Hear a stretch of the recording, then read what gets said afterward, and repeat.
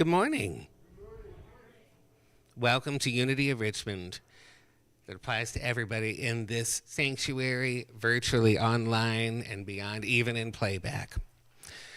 Unity of Richmond stands for peace in the presence of conflict, for love in the presence of hatred, for forgiveness in the presence of injury. Unity honors the many names for God, the many paths to God, and the many ways of worshiping God. For we know there is only one presence and one power active in the universe and in our lives. We believe all people are created with sacred worth. We are here to be of service for all, regardless of race, gender, age, ethnicity, ability, or sexual orientation. Wherever you are on your transformational journey, we welcome you to Unity of Richmond. Whether you're here for a while or a lifetime, you will find love, acceptance, kindness, and prayerful support on your journey of self-discovery. We welcome you on this journey. Feel free to join us for refreshments downstairs and a Course in Miracles group study at 12:45 p.m. We would love to get to know you. Is anybody here for the first time? Raise your hand. Hello there. Welcome. I believe we have some first-time hospitality gifts for folks like yourself, which I believe somebody will hook you up with momentarily. Now, if we could join together in reciting the statement and vision. There is only one presence and one power active in the universe and in my life. God, the good omnipotence. And together, we are transformed lives, transforming the world.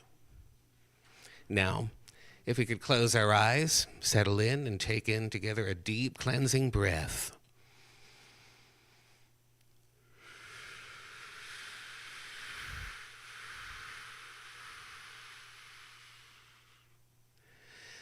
Oh, relaxing back into our heart space as we reconnect to that source within us, the source that is us.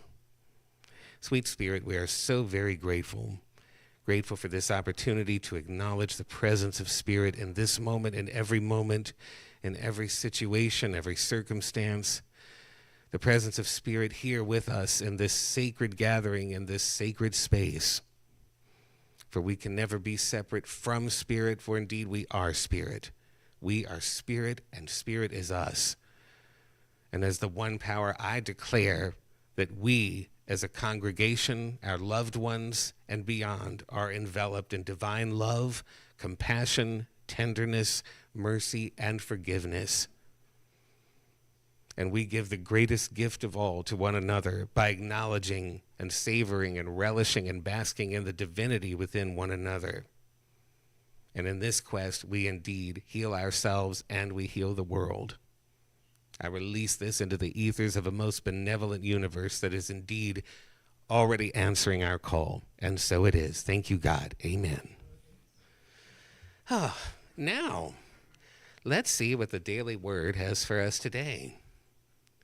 World peace is our footnote for today. The affirmation is, my loving thoughts, words, and actions contribute to world peace. Divine love is my very essence. I draw from this inner source to lay a foundation of love in my heart. And on this foundation, I build a house of peace, compassion, and acceptance. I invite others into this house through my kind words and actions. I live in an awareness that all people are divine. All deserve respect and a channel to express their true selves. I view the people of the world as my neighbors. We may look, talk, or believe differently, but it is this diversity that fills the world with beauty. I radiate divine love to all, and all gratefully receive the love that returns to me. This exchange is the basis of lasting peace. Together, one word, one smile, one act of compassion at a time, we build a peaceful world. And today's biblical quote is, if it is possible, so far as it depends on you, live peaceably with all. Romans 12:18. please recite with me the affirmation 3 times. My loving thoughts, words, and actions contribute to world peace. My loving thoughts, words, and actions contribute to world peace. My loving thoughts, words, and actions contribute to world peace. Thank you. Good morning. Let's all stand and sing this together.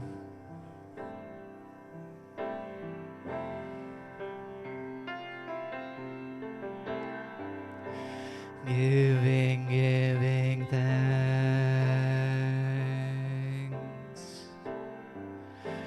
Growing spirit.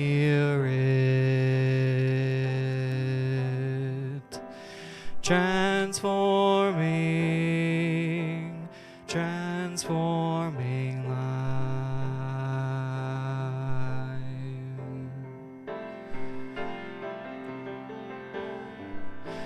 Giving thanks.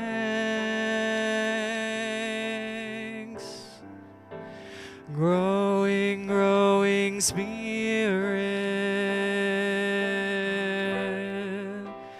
Transforming lives.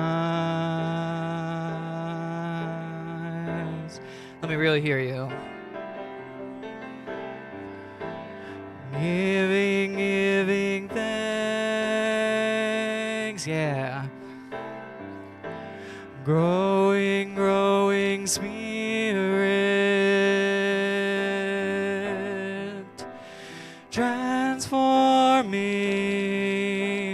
Transforming lives. One more time. Giving thanks.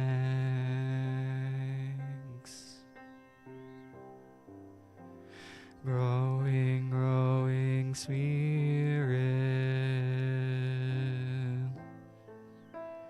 Transforming lives.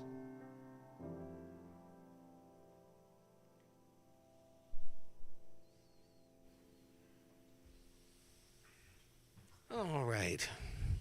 Now, staying true to form, there is no shortage of opportunities for spiritual growth here at Unity of Richmond,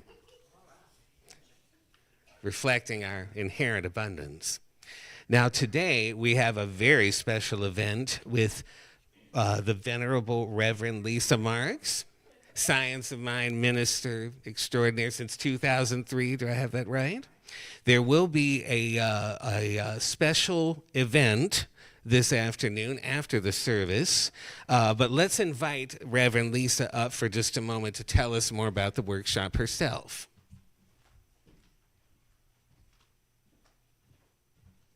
Good morning, everybody. Good morning. So, I'm really excited about this workshop. It's going to be totally interactive, where you are going to meet your wise and well ancestors. You're going to go into the ancestral halls. You're going to learn about how your archetypes fit into your family. And we're going to do something really special at the end, and I don't want to give it away. But it'll be an opportunity for you to actually look at and spend time with the ancestors. So I hope everybody will come and join us. Thank you.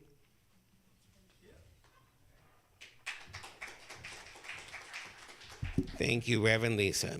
And again, as stated at the beginning of the service, there will be a potluck luncheon downstairs immediately after the service, followed by Reverend Lisa's workshop at 1 o'clock.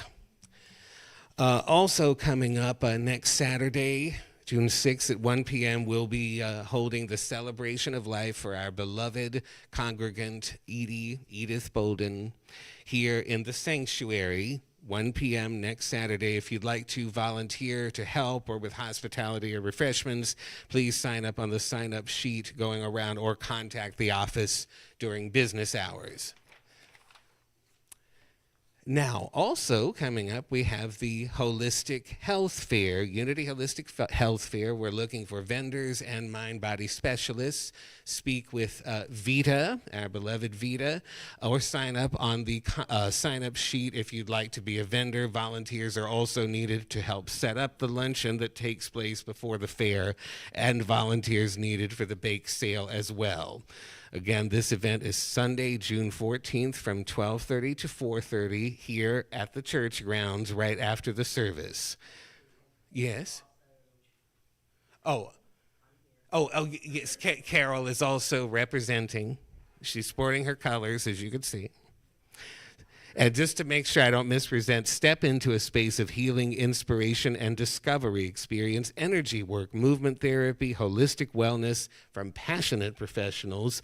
Connect with your community, explore holistic practices, and support local vendors all in one uplifting afternoon. Thank you, Carol, for speaking up. And next we have the, I believe, the Summer Jam Circle. This is a new event, yes? Allowing folks who have musical inclinations and feel led to share them to just step on up. Come jam with us this summer. Put your name on the sign-up sheet to let us know you're coming. Bring your musical instrument for a jam session in the sanctuary.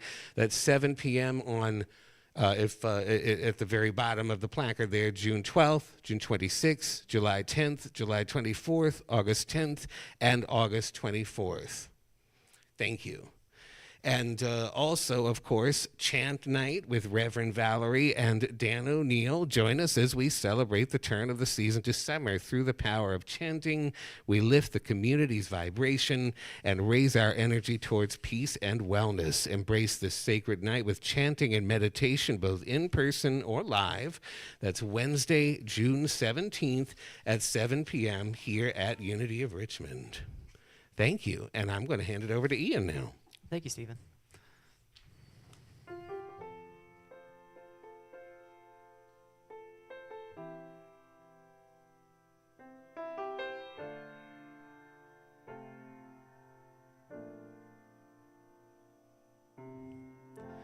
There's one power invisible, and you see it everywhere and every day. One power indescribable, and you speak of it with every word you say. Mysterious until you know the truth, as simple as the love inside of you. Call it God, call it Spirit, call it Jesus, call it Lord, call it Buddha, Baha'u'llah, angels' wings or heaven's doors. But whatever name you give it, it's all one power, can't you see? It's the power of the love in you and me. One power, one power, one power.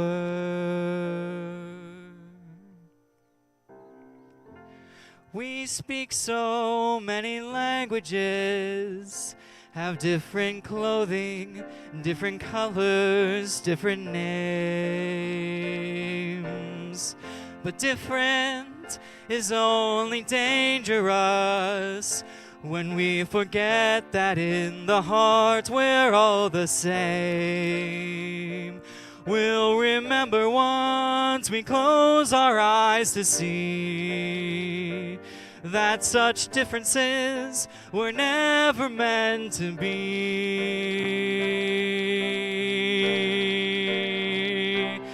Calling God, call it Spirit, call it Jesus, call it Lord, call it Buddha, Baha'u'llah, Hashem or heaven's door. It's Mohammed, it's your mind, it's your soul or it's your sign. It's the universe, it's music, Mother Earth or Father Time. But whatever name you give it, it's all one power, can't you see? whatever name you give it. It's the very air we breathe. It's the power of the love in you and me. One power, one power, one power. One power, one power, one power. Sing it with me. One power, one power, one power. One power, one power, one power.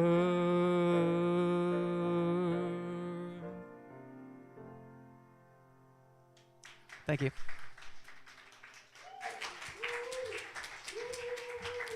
Lovely as always, Ian. Thank you, friend. Now, Reverend Lisa C. Marks, a Master's of Education, is a religious science minister, teacher, and spiritual truth teacher. She is also a credentialed counselor, healer, Reiki practitioner, and a certified regressionist. She has most recently been trained in trauma and ancestral healing therapy.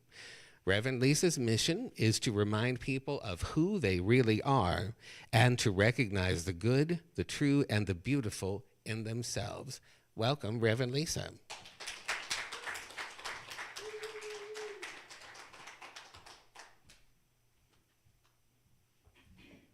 Good morning again.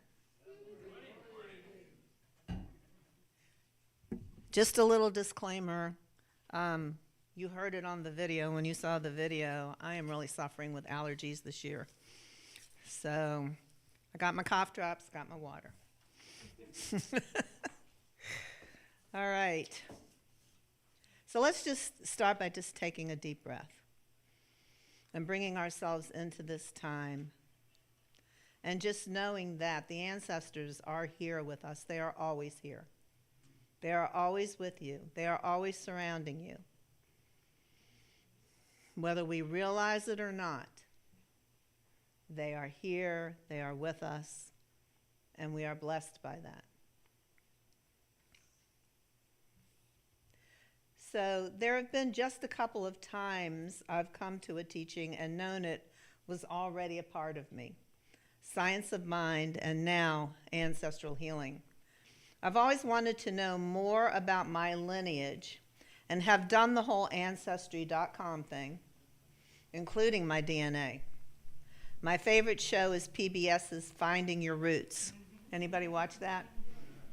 And watching celebrities find out about their family and the legacies they carry. I don't know why they don't do normal, everyday people. But I would love to do that. I have gotten as far as great-great-grandparents on my dad's side, but not a lot of information. I have family albums full of pictures of people I don't know from the late 1800s, early 1900s. And one of them popped up on one of my journeys into the ancestral halls, which you will experience during the workshop. That was very cool. Ancestral healing and connection has taken this interest to other levels for me. So, to reiterate what I said in my short video, because the contemplation is well worth it, do you ever think about what it took for you to be here now? For you to be the you that you are. How all the people and situations through the generations had to line up in such a way to bring you onto the planet. It's mind-blowing, isn't it? Yes. Without any one person or situation aligning as it has, there wouldn't be a you. As the Native Americans would say, you are the exact right medicine to be here now, or you wouldn't be here.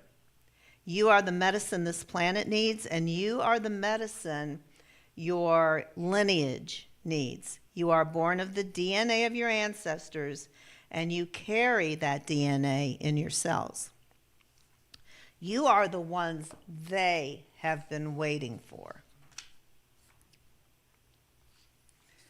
The Native Americans say your male ancestors stand behind you on your right, and your female ancestors stand behind you on your left. And they are looking at you and saying, oh, maybe this will be the one who breaks the harmful family patterns. Does that give you chills as it does me every time I say that? I feel that. Because I know that I'm that one in my family. Or, how about this? What if you are your ancestors? What if we follow a lineage from lifetime to lifetime?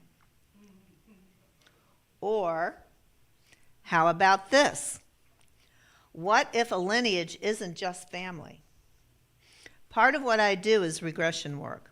I recently had someone come to me because she was experiencing pain in her back that she'd had for years. And no matter what she did to heal it, it never stayed gone. During her regression, she remembered being part of a group that was carrying pain for the planet. She said she and others carried it in their spine, which is where her pain had always been. The spine is the flexible support of life. We did some healing around this, but I think more than anything, the acknowledgement of this agreement, knowing where it came from, brought relief. When she left, her pain was gone. So yes, our ancestors live in our cells. It must be pretty crowded in there. A lot of what we carry, we either aren't aware of or we don't know what to do with. Ancestral healing helps you to know who you are through the lens of your ancestors, as well as to understand yourself and what drives you or holds you up more completely. In other words, what's in your way. Let's look at the premises of ancestral healing. The first one is after death. When we die, our physical remains return to the earth while our non-tangible spirit ascends. From ancient times, revered traditions have taught that after death, our spirit lives on, ultimately taking its place in the ancestral realm. The second premise, dying does not make one enlightened. We take our unworked issues with us. So if you think you're getting out of here, to get rid of the pain, surprise, you are not. You carry it with you, and you have to work it out there if you haven't worked it out here. And from everything I've learned and know, working it out here is preferable. So, just like we do in life, our ancestors exist on a spectrum of wellness to illness, especially if a soul has endured traumas during life or death, and who gets out of here without that? Their painful patterns can get lodged within and trapped in the resonant field of the family. So my teacher in learning all of this is Rabbi Tirza Firestone. And what was so cool for me about learning from a rabbi is that my background, I was born and raised in a traditional Jewish home. And so I have not been involved in Judaism as an adult, but she's brought that back to me in a lot of different ways, and for which I'm really grateful. She is not only a rabbi, but a Jungian psychologist, has a bunch of modalities up her sleeve. The training was phenomenal, and I've been doing whatever I can with her online for probably the past 2.5, 3 years. But she has written this wonderful book called Wounds into Wisdom. So if you're interested at all in the ancestral realms, this is a great book. A lot of it is geared towards people, families who have either been in the Holocaust or who have experienced trauma from it, not even having been involved in it. And so there's a story that I want to tell you that's from this book. And this is about Lena. And Lena is 32 years old. She's an artist. She came because she was having a spiritual dilemma. She said, I just don't know if I'm meant to be in this world. She has survivor's guilt after her 13-year-old cousin died in a car accident. She was in the car. She was sitting in the back seat. She walked away fine. He did not. And she felt guilty for that, and she felt at fault for that through her life. So she sabotaged relationships, jobs. She had social anxiety. She wouldn't show up for counseling if she felt overexposed. And she had this dream, and I want to share this dream with you. The scene is cold and dark. A prehistoric figure with big blocky stones up his back is there, and he wants me for something. He wants me to climb his back. I am supposed to die up on top. It is like a scene from Rodin's Gates of Hell. There are many small people, like from a shtetl. A shtetl is it's a Jewish community of very poor Jewish people living in wooden cabins or whatever throughout this community. So it's just a very poor area called a shtetl. Clustered together at the feet of the figure. The closer you are to death, the closer you are to us, they say to me. The prehistoric figure looks at me with the eyes of my grandmother. Now, what's interesting about that is that the eyes of her grandmother are not her grandmother. Her grandfather, during somewhere around 1941, when the Holocaust and all of that was beginning to start, they got out of the shtetl and they found a place to stay. There was the grandfather and there was the grandmother and a baby. So a Ukrainian farmer hid them in his crawl space, but it proved too dangerous for them to be there, so he went off to look for another place. When he came back, the grandmother, the wife, and the baby had been murdered. So this is who Lena is identifying with. When the war is over in 1944 and he goes back to his hometown, he meets another woman who becomes his second wife, who is Lena's grandmother. So the moral of that story is trauma that starts in one place is carried through. And she was identifying with this grandmother who wasn't the grandmother because she had survivor's guilt. And the grandfather carried the survivor's guilt. She carried the survivor's guilt into this situation in the car. This is how family trauma is. This is how the ancestral realms work. That's why they're looking at you to be the one to break these harmful family patterns. So the good news is that Lena was able to move on and, be a productive, artistic being that she wanted to be. But that's a perfect story of how the ancestral realm works. The third premise is recruiting our ancestors as allies can help us to heal. It also helps them take their rightful place in the ancestral lineage. Making a forthright request can open channels of care and love, helping to energize both us and our family field, allowing us to reorganize and heal in palpable ways. And so that's a lot of what we're going to do today in the workshop. So how do we work with our ancestors? There are a number of ways to connect with our ancestors. First, through the imaginal realms. And the imaginal realm is a sphere that is not less real, but more real than a so-called objective reality whose generative energy can change the course of events in this world. To take that a little further, and in layman's language, it's using your imagination, but it's more real than that. It's a domain where spiritual meanings take tangible forms and physical things become spiritualized.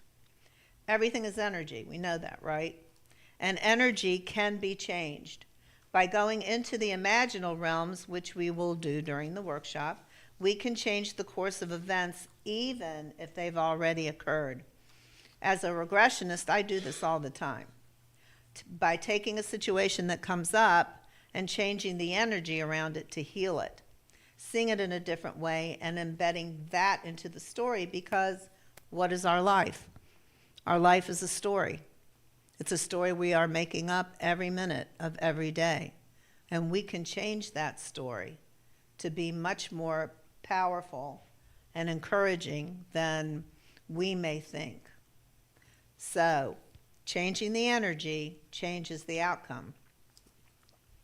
And one thing that I want to say is that if something is going on in your life and it's hysterical, not hysterical funny, but hysterical, trauma, then it's probably historical. So it's amazing how people can shift. Because when you shift a situation that you've lived, it changes it for the ancestors. It clears the past, it clears the present, and it clears the future. And that's the beauty of it, because all time is now, right? All time is now. So we find our wise and well ancestors, our positive ancestral allies that we can call upon to assist in our healing process. Note that if they didn't leave the planet wise or well, they don't fit for these ancestors you call upon. We will talk more about that. They may be family in spirit, but they may also be friends in spirit, or animals we've had, or animals we resonate with, or historical figures that we admire. What we don't do is call in anyone who has been gone less than a year, as they are still acclimating to being back in spirit. And we will do this. We're going to find our wise and well ancestors during the workshop. We go into the ancestral halls to commune with our ancestors, known and unknown, which we will do during the workshop to look at a core wound. Now, the ancestral hall is anything that it becomes to you in your imagination, in your imaginal realm. It's going to look different, be different for everybody who does it. But once you go there, you will know it, and that will be something, a place where you can go to be with the ancestors. I'm going to teach you how to do all that. Then there are genograms, which I'm doing with people, and it's a multi-generational map of your family tree. It helps you look at the patterns, wounds, similarities of you and your family. It looks at what archetypes may be there among your family. It looks at areas where you can do some forgiveness work for yourself first, which helps the healing of your family line. Finally, I want to talk briefly about wounds and traumas. History does repeat itself if the lineage is not healed.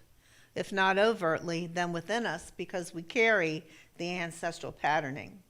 The collective trauma we are experiencing right now, which I sometimes refer to as emotional terrorism, triggers the trauma we are carrying in our lineage, ourselves.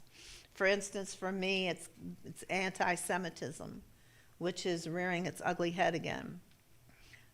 Although it's never not, it's just more overt. At some level, conscious, unconscious, energetic, we are all affected by the chaos and instability of these times. We have been blessed, shown, and proven, at least for me, that peace exists in our lifetime on this earth. Does anyone follow the monks? Did anyone see the monks when they came here follow them, know about them. They are the greatest example of living what all of us would like to be living, peace on earth. So I saw them, and their journey has so inspired me to know that peace prevails on earth. I think they are the bringers of the new earth. Today is my peaceful day. I say that all the time, and I try to live by that. Because peace is a frequency, we are the alchemical vessels to transform the unconscious, the hidden wounds, and to bring them forward to release them. We have to consciously carry this for our ancestors. The ancestors are asking us to bring balance and peace to the planet now. That's why you're called here this day, to bring your ancestral lineage, the wounds, into the light to be released, to bring peace to the past, present, and future. Will you heed that call? The first step is today's workshop. Your ancestors are close. They're looking at you to be the one. Join me this afternoon at our workshop to begin this journey. I want to thank Reverend Valerie for inviting me today to do this with you all, and it's been a pleasure to be here. Thank you.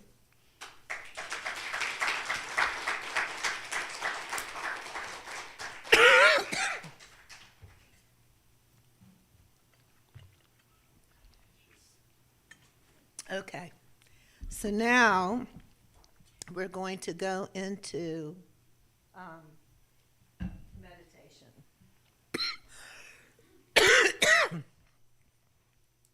And I'm going to invite you to put both feet on the floor.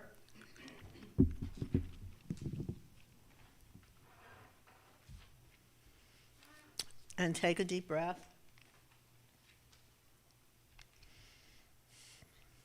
And just close your eyes.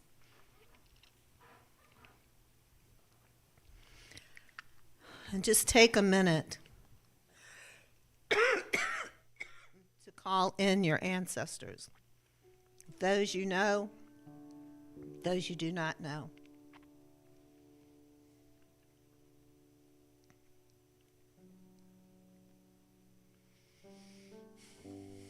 Feel them close to you.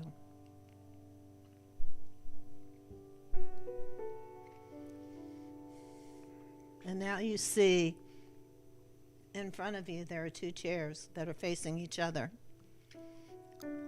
Sit in one chair. And then in the other chair, invite in an ancestor to sit with you.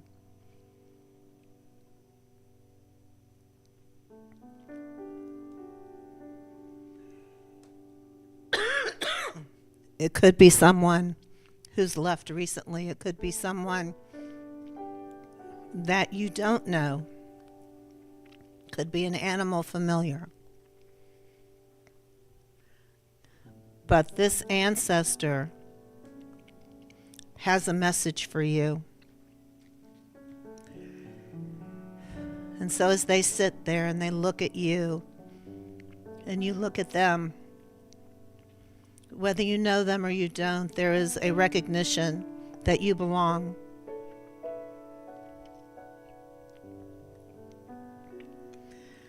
So as we go into the silence, this ancestor has something that they want to say to you. So listen closely as we go into the silence.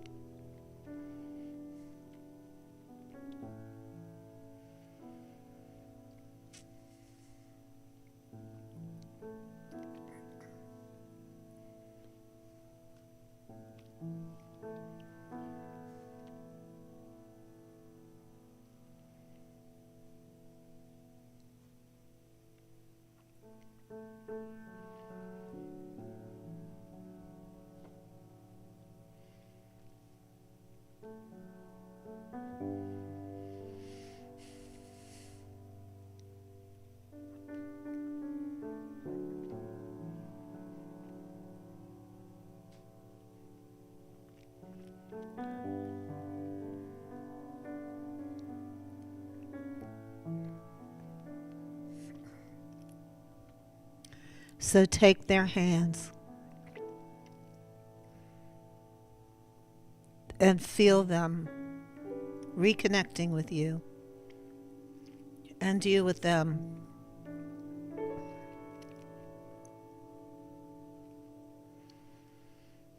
And know that this connection is real and that it's there for you to use, to call upon whenever you want to.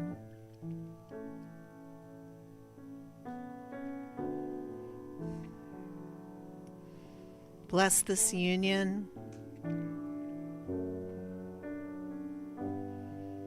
and realize that this ancestor is not gone, that they are right at your fingertips, right where you are touching them now.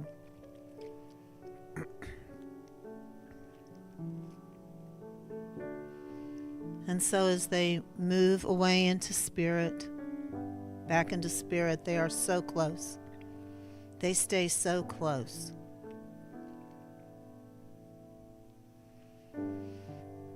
And so begin to feel yourself sitting in your chair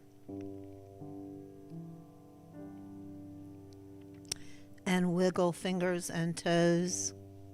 And when you feel ready, just open your eyes and be present.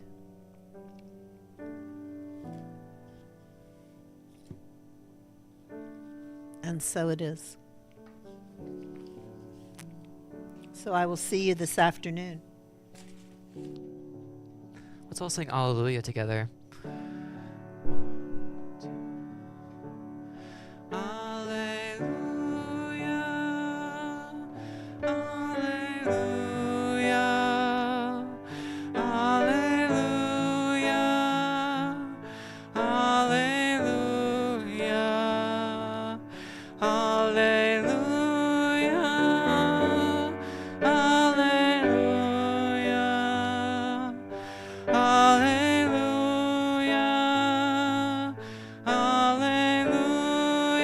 Christ within me, Christ within me, Christ within me, Christ within me, Christ within me, Christ within me, Christ within me, Christ within me, Christ within me.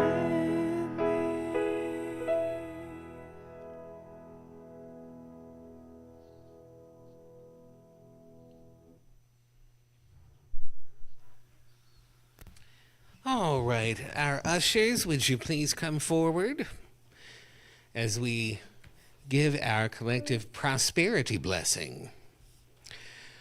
Divine love, as me, blesses and multiplies all that I am, all that I have, and all that I give, and all that I receive. I am grateful. And while they're handling the collections, I believe Ian's going to unify us. I'm going to do something.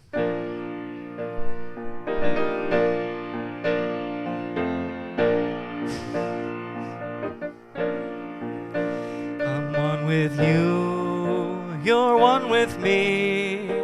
Together we are unity. We are and will forever be. We are one, we are unity. We share one faith. We answer the call, we create a world that works for all. We celebrate living in heaven on earth. We are here to love and serve. I'm one with you, you're one with me. Together we are unity. We are and will forever be. We are one, we are unity. I am unity, you are unity.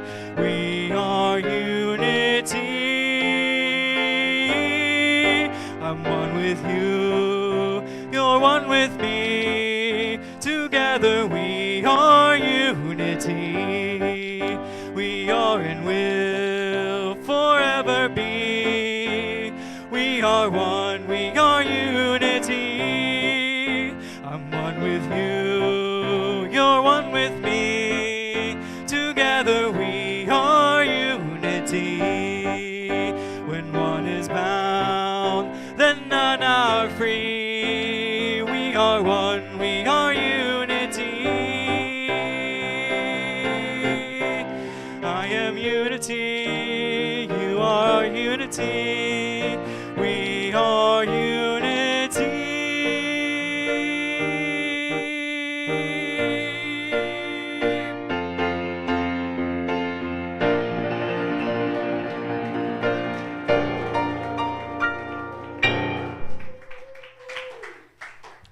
Thank you, Ian, as always. Now, if we could bless the gifts together, please, using the affirmation on the placard. We give thanks for the gifts that will support our mission of creating a spiritually awakened world. Yes, Reverend Valerie had noted that there are quite a few May birthdays in the congregation this month. So for those to whom that applies, would you raise your hand, please?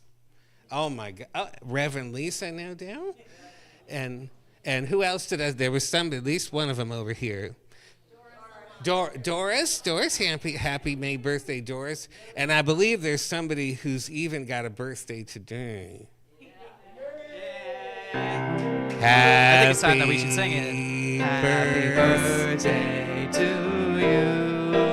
Happy birthday to you. Happy birthday. Happy birthday to you.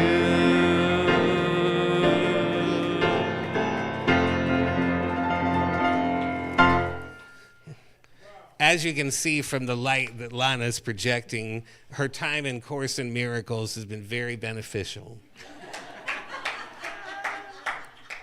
Sadly, I didn't bring my sunglasses.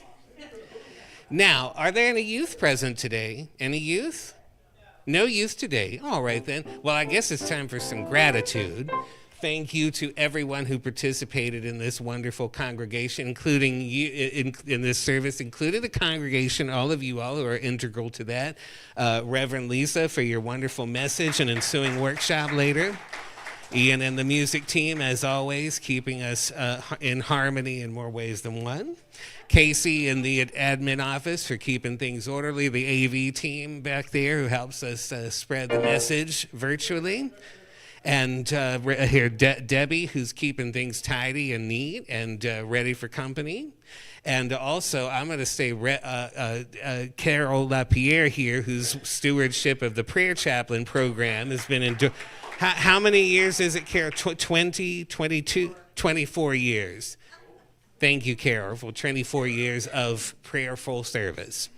And speaking of that, there will also be prayer chaplains after the service to do as we do here in Unity and serve in prayer. And one of those prayer chaplains will be me, and the other will be the OG herself, Carol. The prayers are kept in confidence and, of course, will be honored as according to your wishes. If you wish your matter to be held in prayer in the weeks to come by the Unity congregation and staff, we can do that, or just your moment with the prayer chaplain after the service may suffice. That's up to you, but please seek us out. Now, let us commence with the prayer of protection, please.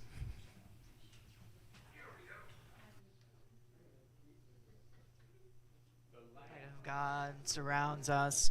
The love of God enfolds us. The power of God protects us. The presence of God watches over us. Wherever we are, God is, and all is well.